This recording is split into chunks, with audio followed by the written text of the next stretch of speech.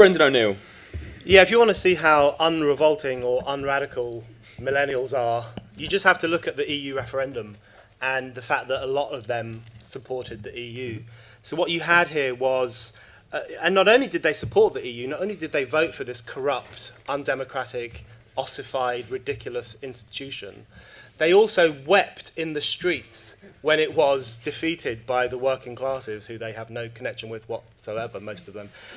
So what you have is a situation where a lot of millennials, particularly the political ones, particularly the more active student ones, were on the streets fighting for, in defense of, this kind of staid, undemocratic, illiberal institution which is supported by 95% of business leaders, which is supported by the IMF, which is supported by Richard Branson, which is supported by John Major, Tony Blair, Gordon Brown, Alistair Darling. I mean, every single member of the establishment, effectively. When you find yourself on the same side as those people, you know that you are not in revolt. You know you are not in revolt. There's no question about it. They were foot soldiers of the establishment. They were slaves to the status quo. And it was like, you know, they play at being revolting, they play at being radical, but then they come home for their dinner. You know, when push comes to shove, when the establishment is under attack, they come home, tail between their legs, they kind of brush their hair, do a side parting so their mum doesn't shout at them, and they vote for the personification of the establishment in the 21st century, which is the European Union. So no, that tells you they are not revolting. There's no question about that. My beef with the millennials, and I realize I'm saying this as an old man from Generation X, my beef with the millennials is that to the extent that they are revolting, they're revolting against the good things about their parents' generation and their grandparents' generation, and they're accepting all the bad things. That's my real problem with them. So the good things that they are revolting against is firstly the idea of racial equality. We heard earlier about Martin Luther King and Rosa Parks. Do not compare yourself to these people, please, because the whole point of Martin Luther King's outlook on life is that people should be judged by their character, not their colour. Millennials do the precise opposite of that. They encourage racial thinking. They are obsessed with race. They think you should interact with people depending on what colour they are, what sex they are, what gender they are, what sexuality they are. You must constantly watch your language depending on the race or gender of the person you're dealing with. It encourages divisiveness and racial thinking rather than the kind of thing that their grandparents or their parents might have argued for, which is that character is what counts, not skin colour. The other good thing that they revolt against is sexual liberation. One of the good things that came out of the 60s was the idea that sex could be fun, particularly for women, who for years and years have been told that they shouldn't enjoy sex because it was just something that men enjoyed, not women.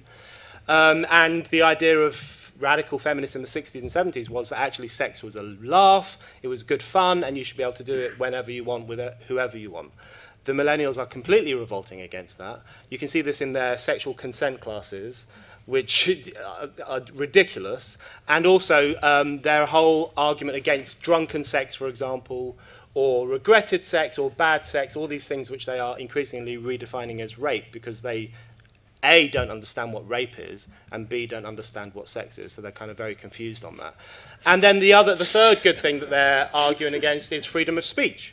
The one good thing that the 60s generation and the 70s generation did was argue for freedom of speech, particularly in the countercultural arena, the idea that you should be able to publish literature and art and films and all those things, however offensive they were, that you should be allowed to do that stuff. They were very much in favour of freedom of speech. Today's millennials are not. Anything which they deem offensive or harmful or shocking, they will no platform, they will ban, they will rail against, whether it's Robin Thicke's song Blurred Lines, which has been banned on 30 university campuses. It reminds me of when I was at convent school and the nuns used to turn off the radio when Madonna came on. I mean, that's exactly the same situation. Or they banned the Sun newspaper because it used to have naked women in it, and all these ridiculous, prudish, Mary Whitehouse-style things. So they revolt against those good things, racial equality, sexual liberation, freedom of movement, and they accept all the bad things about their parents' generation, completely uncritically. Like, for example, environmentalism, the most deadbeat, depressing, anti-human ideology you could ever imagine. They love that. They embrace that nonsense. And they also embrace the therapy culture. One of the worst things about the 60s, which is why I'm so glad I was born after the 60s, is that they were all into therapy, they were all into talking about themselves endlessly on couches. They completely buy into that therapy culture. They completely buy into the idea that human beings are fundamentally fragile and they need this kind of scaffolding of therapy around their lives in order to help them get through every day, effectively. And just on that, finally on that point, what I really think that therapy question reveals is that they're not revolting at all. They're actually conforming to what their parents and their grandparents' generation expected, which is that you should constantly demand not freedom, but recognition. Not liberation, but validation. You must constantly ask officialdom and others to validate your identity, to validate your sense of mental ill health, to validate your victimhood. They are actually conforming brilliantly to the script written for them by that older generation in relation to the idea that people are fundamentally fragile and need constant help. In fact, I can't think of any other generation in living memory which has conformed so spectacularly to the older generation's expectations that they will be weak and pathetic.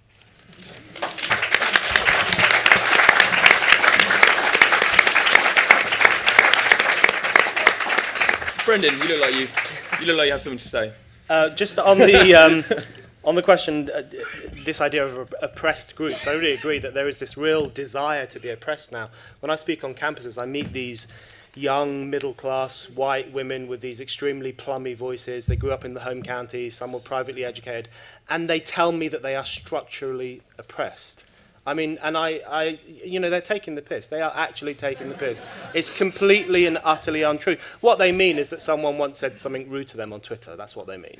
And what you have is this real cultivation of a sense of oppression that actually doesn't exist in the real world. And I think this idea that 1 in 4 women are sexually assaulted is a perfect example of that. The reason that the NUS can spout utterly fake statistics like that is because they have redefined. Yeah, but you spout it. They have redefined the definition of sexual assault to include everything from being raped, which we all agree is a deeply serious crime of violence, to an unwanted sexual advance, right? Which means someone coming up to you in a pub and saying, "I fancy you, do you want a drink?" So they're mixing together of all these different elements of human experience. Firstly, undermines rape by putting it on a spectrum with normal behaviour, and secondly, gives this impression that women are oppressed in a way that is just not true. And it really actually undermines any discussion of class and real inequalities in society. The perfect example for me was when the feminist Caroline Criado Perez, who's this Guardian-style feminist, and I was on the radio with her once, and she said I suffered from male privilege or something like this. And when I was 16 years old, I was a Saturday boy in the vast supermarket chain owned by her father. And you think to yourself, this is where we've got to, a situation where someone can present themselves as the victim in response to someone whose wage labour used to fund their ponies and everything else when they were children. So it's bizarre, utterly bizarre. Just a quick thing on, firstly on Brexit. Brexit, in my mind, is the most positive thing to have happened in British politics in a generation. And I don't think all millennials were on the side of Remain. Of course not. I'll tell you who were. Mostly the middle-class ones and the well-educated ones, because the split on Brexit and Remain is largely a class one and an education one. The working classes and the less well-off and those who did not go to university voted Brexit because they still have a rebellious spirit. Those who have been socialized into the whole university way of thinking and that kind of self-victimization and self-infantilization and this belief that they need to be looked after by technocrats their whole life, voted for the EU. So the split is not generational at all. The split is largely a class one and a geographical one. So I think that's very important. I'm on the side of the working classes in relation to Brexit, I can tell you that much. Finally, I agree that this is actually not a generational issue.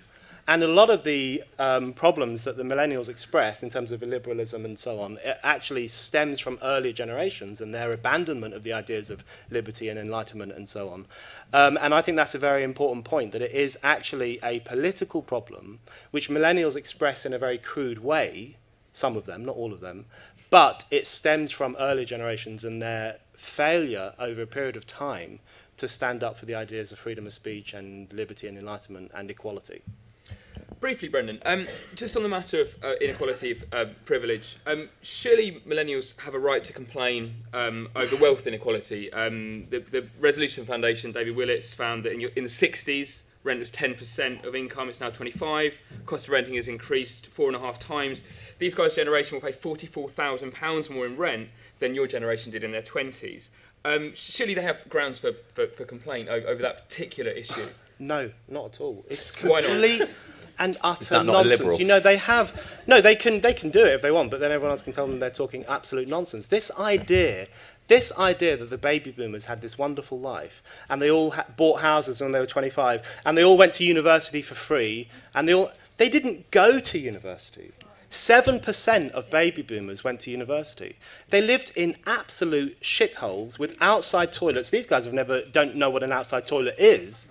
And if you look at that generation, if you look at that generation between 1946 and 1964, the people who were born in that generation, the vast majority of them grew up in squalor or in hardship. A tiny minority went to university and had a pretty nice time. Now, the millennials who are most vocal, the ones who are in the media and in politics, they are the offspring of that tiny minority of baby boomers who had a really nice time. So they think all baby boomers had a really nice time. I can assure you they did not. My parents are baby boomers. They came to London in 1970 from Ireland. And they did not go to university. They left school at 14. They had rubbish jobs. They had a really hard life. I think it's utterly unacceptable for either my generation, Generation X, or the millennials to look at the baby boomers and accuse them all of having privileged lives and to defame them in this way. It's simply untrue. Baby boomers had it infinitely harder than millennials. There's no question about that. Thanks, Brendan.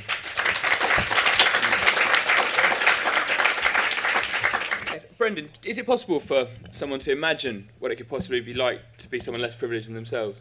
Yeah, definitely. I think that's humanism, the ability to empathise and offer solidarity to people who you may not have had the same experience as, but you understand the predicament they come from and you want to work with them in order to change things. I think that's what humanism has, humanist politics has traditionally been about, whereas what we have now is this very divisive anti-humanist politics which says, well, you can't say this because you don't have the right skin colour. You can't say this because you don't have the right genitals. It's completely bizarre and actually borderline racist, definitely reactionary. It's a very bad form of politics. I think, Richard, you really need to stop playing the working class card because it doesn't matter where you come from. You work for an institution that is explicitly anti-working class. And we've heard from the guy in the audience in relation to the things that it bans. It bans lads magazines, it bans tabloids like The Sun and The Express. I'm talking about student union offsprings. It bans certain forms of speech. It bans lad banter. The NUS has policies on actual lad banter. I mean, this is surreal. It bans the making of sexual noises on some campuses. You know, let's not beat around the bush. We know who this is aimed at. This is not aimed at polite middle-class young men who were brought up in the home counties, right? It's aimed at people who maybe came from your council estate, but you've kind of become some kind of bizarre turncoat or something. So you need to, what we're talking about is the institution that you work for. We're not talking about your experience. We don't really mind about your experience very much. We're talking about the institution and the politics. And this comes back to the discussion about millennials and what the visible expression of millennialism is, which is not a generational thing at all. It's a class thing. This is a very particular section of society which has particular views and which foists them onto society as representative of a whole generation, and it's not. Let me just give you one example. All you ever hear from millennial women who write in the media or who are active in student politics about sex is that sex is dangerous. Drunken sex is bad, sex on drugs is bad, it could be rape, you should probably avoid it, and you should, you know, talk to some therapist if you ever have bad sex that you don't like. I cannot tell you how utterly different that is from the young women I grew up with, who go to Spain, who go to Spain for 2 weeks and have sex with 27 men, completely off their nut on booze, and they don't think they've been raped. They don't think it was a harmful experience. They think it was a fun experience. Now, if you say that to millennial women who are in the media, they will say, oh, but those women have got internalized misogyny. In other words, they're brainwashed. They don't know their own minds. They don't know what's in their own self-interest. This deeply disturbing and patronizing argument. This is a class issue fundamentally. It's a cultural issue. People have different ways of life and different opinions, and millennials do not represent that. The final point I want to make is the worst argument that is pushed by these influential millennials, as we should refer to them, it's not all millennials, the worst argument that they push is this notion that free speech is somehow damaging to marginalized groups. This is so obnoxious. I mean, we have to treat this very seriously. Their argument is that free speech is beneficial to white privileged males because they can talk nonsense all day long. But it's really bad for black people. It's really bad for women. It's really bad for gay people. Because they are harmed by certain words and certain ideas. This is such a dangerous idea.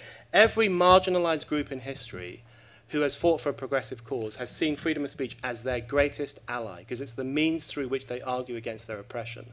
What these guys are setting up is like a neo-colonialist racket, where they see it as their job to protect minorities from speech and ideas. That is not progressive. That is the fundamental essence of reactionary politics. Thank you. Student union feminists at both Goldsmiths in London and Cambridge burnt in public the literature of the Socialist Workers' Party. So book burning is happening. Right. Just 3 points very quickly. I'm so sorry to hear that someone had to view a house that had a toilet outside and inside. I mean, that's really hard life. I'm very sorry to hear that. You obviously don't know what I mean by outside toilet. There was only an outside toilet, and 3 or 4 families had to share it. That's what I'm talking about. Show me where that exists, please. It doesn't. In terms of choosing between living with your parents or suffering under capitalism, are you serious? Choose capitalism every single time. Capitalism won't patronize you and make you coffee late at night, and as a consequence, you will grow up and become an adult instead of being a baby for your whole bloody life. Final point, my only problem with influential millennials, just so we know who we're talking about these lovely people here, influential millennials, not millennials, they are the enforcers of mainstream authoritarian politics.